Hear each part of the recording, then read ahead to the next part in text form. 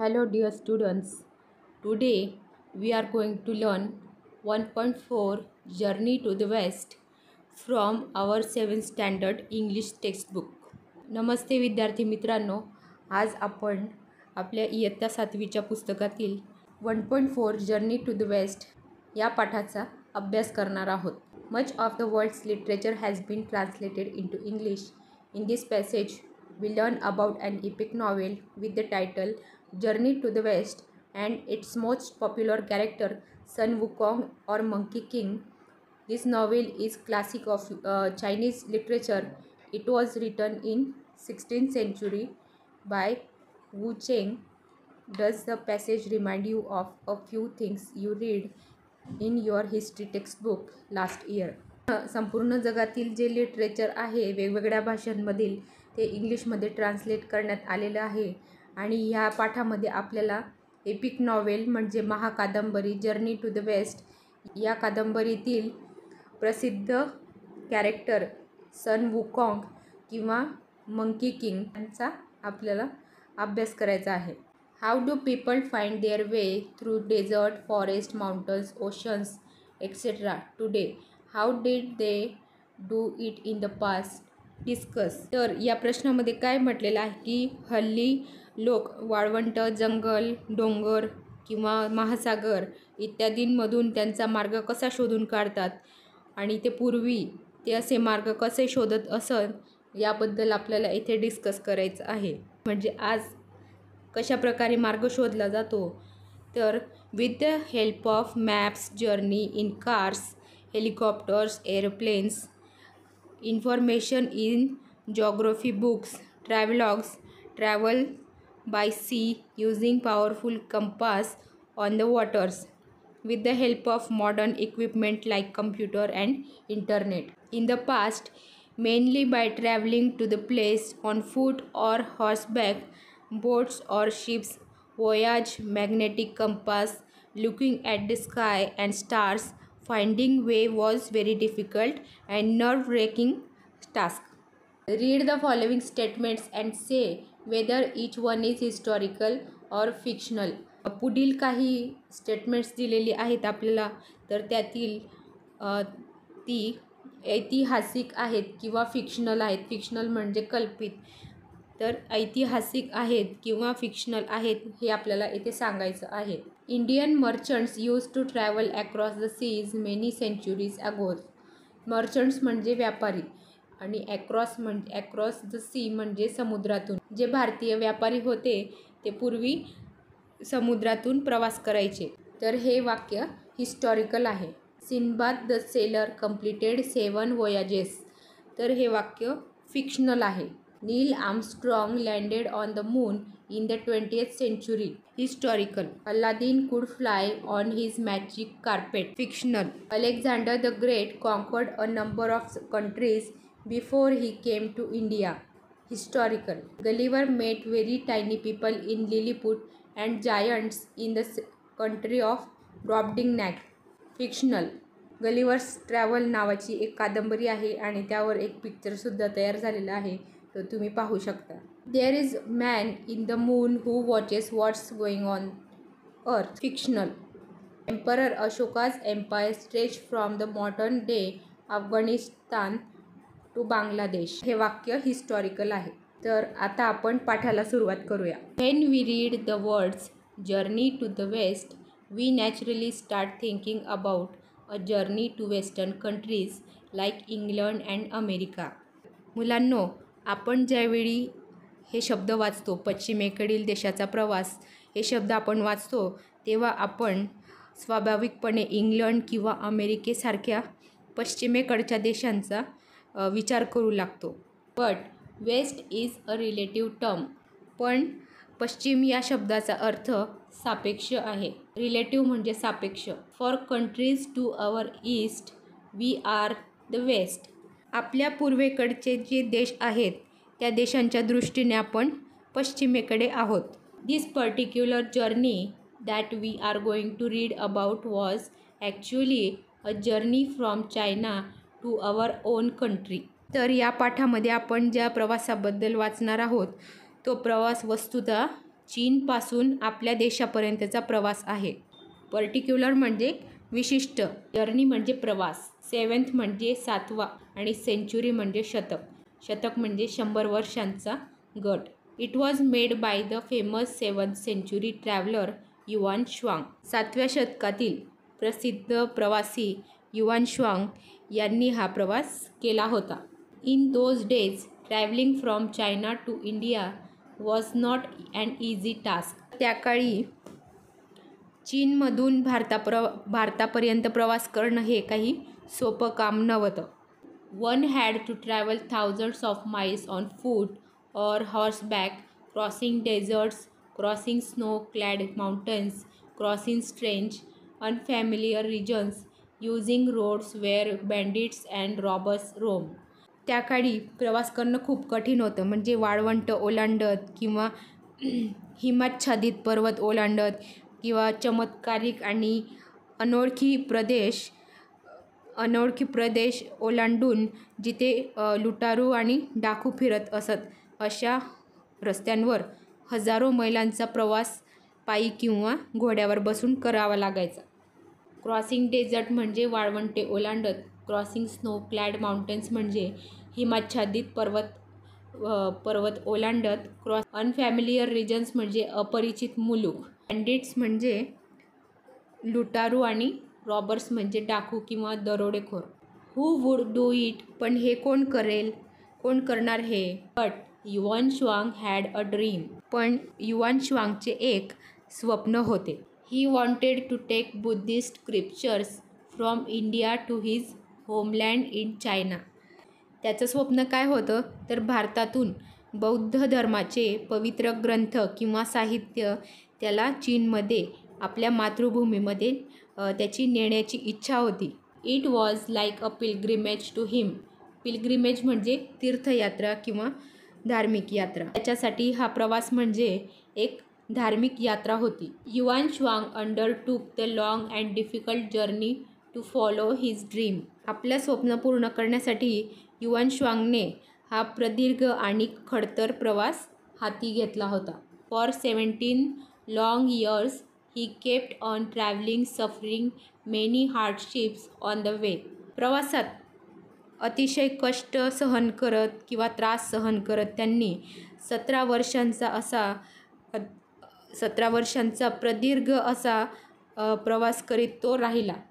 Travelling म्हणजे प्रवास करत आणि सफरिंग म्हणजे प्रवासात अनेक त्याला त्रास सहन करत तो पुढे चालत राहिला. He travelled across the Gobi desert, then along the Tian Shan mountain range. भारतात येण्यापूर्वी त्याने गोबीच्या वाळवंटातून प्रवास केला. नंतर त्याने तियान शान या पर्वतरांगांमधून प्रवास केला. माउंटन रेंज म्हणजे पर्वतरांग.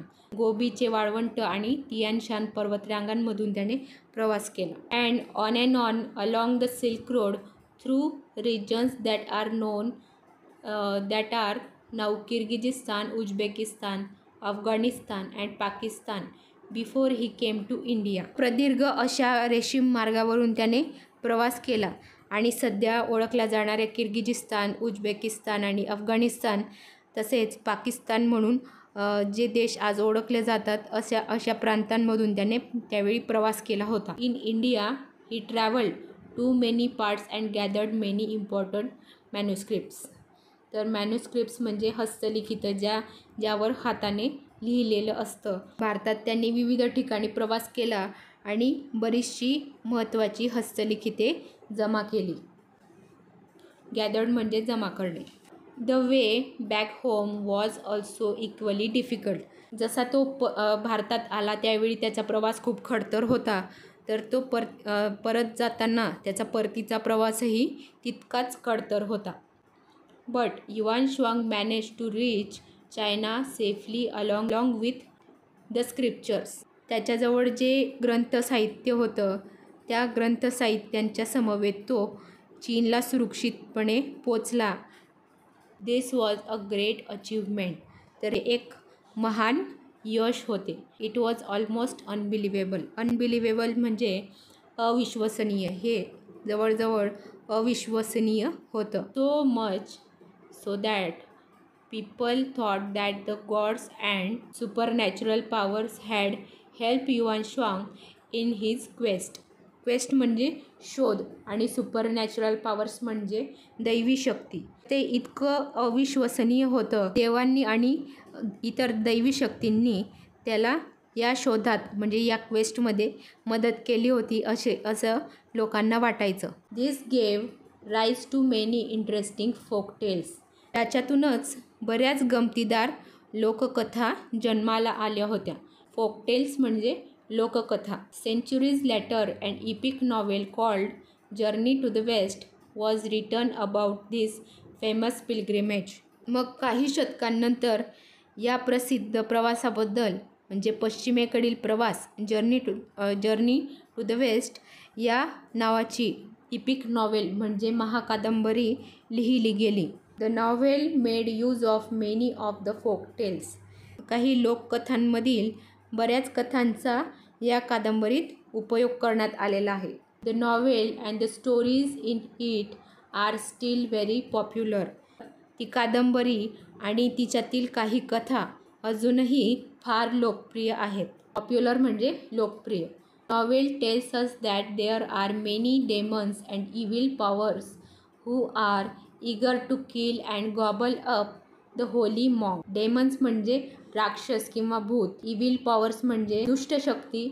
इगर म्हणजे उत्सुक असणे. किल म्हणजे कादंबरी आपल्याला असं सांगते की या पवित्र साधूला ठार करण्यासाठी आणि ठार करण्यासाठी कितीतरी राक्षस आणि दुष्ट शक्ती असायच्या.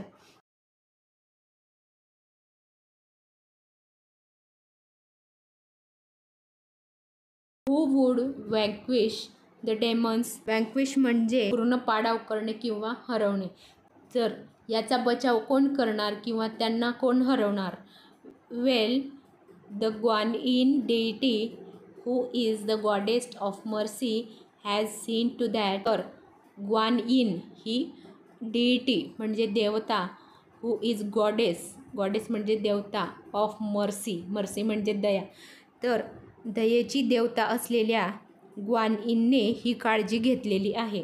शी has assign this task to 3 special people, Sun Wukong or the monkey king, Zhu Bajie or Pigsy and Sha Wujing or Sand Priest. तर हे काम त्या देवाने किंवा त्या देवताने या 3 लोकांना सोपवलेलं होतं.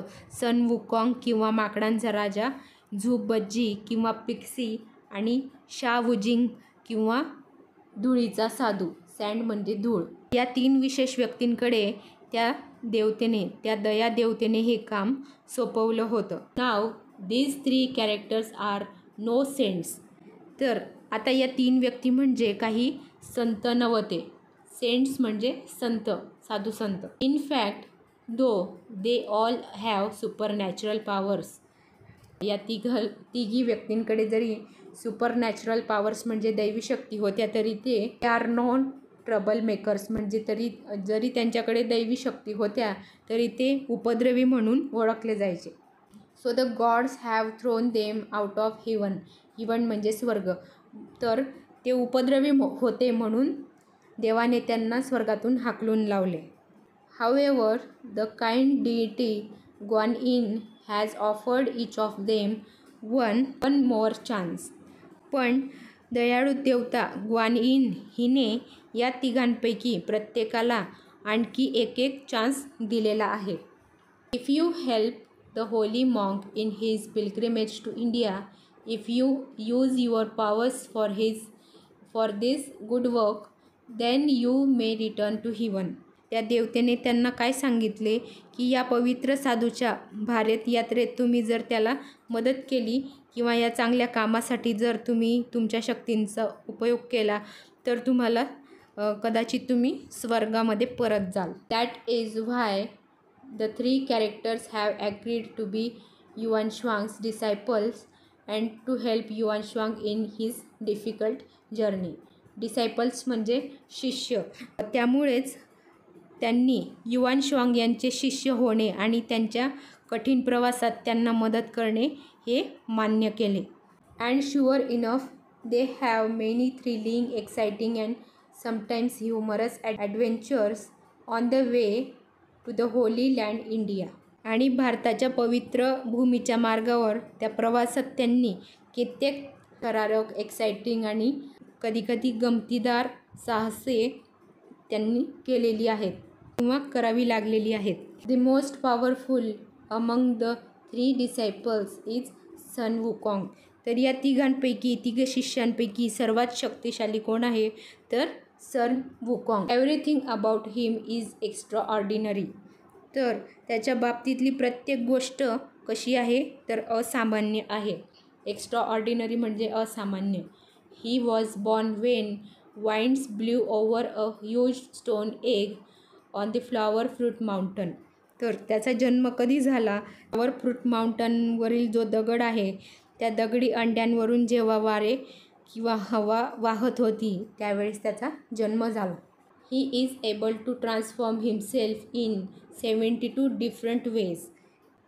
तो स्वतःमध्ये 72 वेगवेगळ्या मार्गांनी रूपांतर घडवू शकतो. Not only that, but he can also transform each of his hair strands into any living or non-living thing of his choice. इतकेच नाही तर तो आपल्या प्रत्येक केसाचे स्वतःला पाहिजे ते सजीव किंवा निर्जीव वस्तूमध्ये रूपांतर करू शकतो. His as you wish gold banded cuddle is also magical. त्याच्याजवळ जो पट्टा आहे, त्याच्याजवळचा जो सोन्याचा पट्टा आहे तो जादूचा आहे. It can grow as big as a pillar supporting the sky but at other times it becomes as tiny as a needle. तो सोन्याचा पट्टा जो आहे तो जादूचा आहे आणि आकाशाला आधार देणाऱ्या पिलर इतका तो मोठा होऊ शकतो, पण इतर वेळी तो सुई एवढा छोटा होतो. निडल म्हणजे सुई आणि पिलर म्हणजे स्तंभ. Then the monkey king just tucks it way behind his ear. हा माकडांचा राजा तो आपल्या कानामागे कोचून ठेवतो. Sun Wukong can travel thousands of kilometres in just one somersault. जो माकडांचा राजा आहे सन वुकॉंग केवळ एका ओलांटी उडी मारून हजारो किलोमीटरचा प्रवास करू शकतो, कारण की वेगवेगळ्या सुपरनॅचरल पॉवर्स आहेत म्हणून. He can walk through fire, travel under water and fly to any place at will. तर तो अग्नीमधून प्रवास करू शकतो आणि पाण्याखालूनसुद्धा प्रवास करू शकतो. तसेच त्याच्या इच्छेनुसार तो कुठंही उडत जाऊ शकतो. His body is as hard as a diamond. त्याची जी बॉडी आहे ती हिऱ्याप्रमाणे कणखर आहे. So no one and nothing can injure him. म्हणून त्याला कोणीही माणूस, कोणीही मनुष्य किंवा कोणतीही वस्तू इजा करू शकत नाही. Golden gaze fiery eyes have x-ray vision, no one can deceive him. त्याचे जे सोन्याचे कटाक्ष टाकणारे डोळे आहेत आणि त्याच्या आग ओकणाऱ्या डोळ्यांमध्ये क्ष किरणांसारखी नजर आहे, त्यामुळे त्याला कोणीही फसवू शकत नाही. Sun Wukong is brave and intelligent but he is also a trickster. Sun Wukong शूर, ब्रेव्ह म्हणजे शूर आणि इंटेलिजंट म्हणजे हुशार. तो सन वुकॉंग शूर आणि हुशार आहे, परंतु लबाडसुद्धा आहे. ट्रिकस्टर म्हणजे लबाड. He loves to have fun. त्याला गंमत जम्मत करणं अतिशय आवडतं. And some of his super powers help him to just that. आणि त्याच्या काही जबरदस्त शक्तींपैकी काही शक्ती आहेत त्या त्याला याच्यामध्ये मदत करतात. He has a ways which can सक इन एनिथिंग ऑर एनीवन. तर त्याच्याकडे एक पात्र आहे आणि वेज म्हणजे पात्र. तर त्याच्याकडे एक पात्र आहे आणि हे पात्र कोणत्याही वस्तूला किंवा व्यक्तीला खेचून घेऊ शकतं.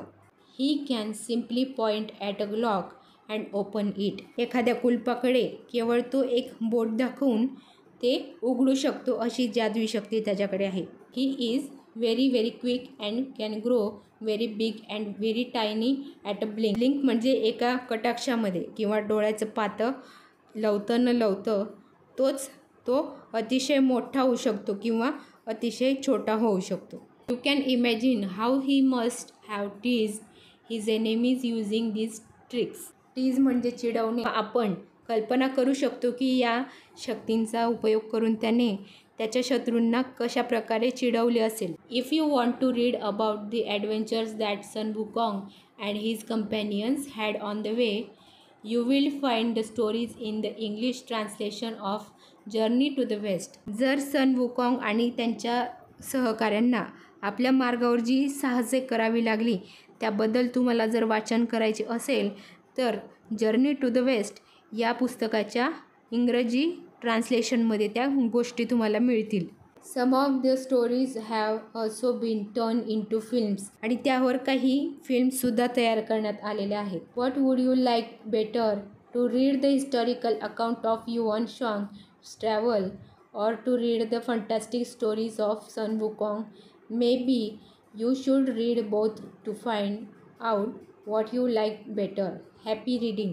तुम्हाला यापैकी काय आवडेल, म्हणजे युआन शुआंगच्या प्रवासांचं ऐतिहासिक वर्णन वाचायला आवडेल की सन वुकॉंग यांच्या कल्पनारम्य कथा वाचायला आवडतील? तुम्हाला अधिक काय आवडते ते तुम्हाला जर जाणून घ्यायचं असेल तर तुम्हाला हे दोघंही पुस्तकं वाचावी लागतील.